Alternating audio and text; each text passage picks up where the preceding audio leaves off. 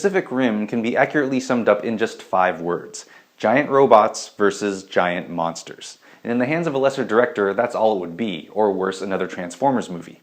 But in the hands of Guillermo del Toro, a cinema savant with an unbridled imagination and a unique talent for creature and production design, Pacific Rim is a modern triumph and probably the most fun you'll have at the movies this summer.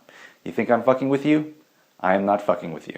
Set in the near future, Pacific Rim starts with a sequence that would put the finales of most giant monster movies to shame, explaining how an interdimensional portal opened deep in the Pacific Ocean and began sporadically issuing gigantic reptilian beasts called kaiju that devastated several cities. The international community banded together and responded by creating enormous robots called Jaegers to fight them, that are so complex that it takes 2 to 3 pilots whose brains are connected by a neural bridge called a drift to operate them. The Jaegers are briefly successful, but with the kaiju evolving faster than Jaeger technology, the UN decides to defund the Jaeger program and divert resources to a giant but ineffective wall meant to keep the kaiju away from coastal cities. But the leader of the Jaeger program, Stacker Pentecost, played by Idris Elba, believes his few remaining robot warriors can make one last stand in Hong Kong. So he assembles the best remaining pilots, including Raleigh Beckett, played by Charlie Hunnam, a washed-up former pilot who looks like the love child of Matt Damon and Matthew Modine, who quit the program after his co-pilot brother was killed. However, the only pilot with the potential to create a successful drift with Raleigh is Mako Mori, a talented trainee played by Rinko Kikuchi, who Pentecost is overly protective of.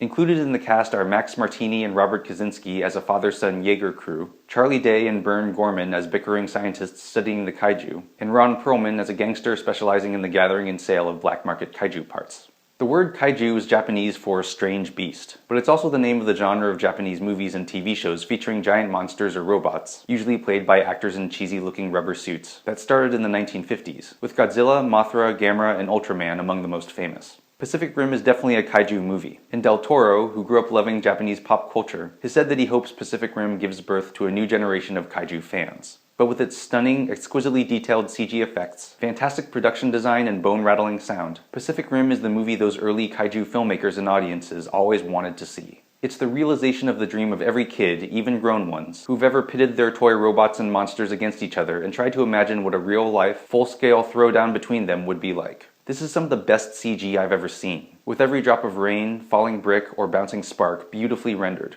In addition, the top-notch physical production design creates the feeling of a lived-in world full of people trying to go about their lives with the threat of total annihilation looming, mixing futuristic technology with scuffed, clanking metal, greasy gears, and hissing hydraulics. Yes, a lot of the dialogue isn't great and most of it's shouted, but I'd be shouting too if a colossal space dinosaur was trying to smash me.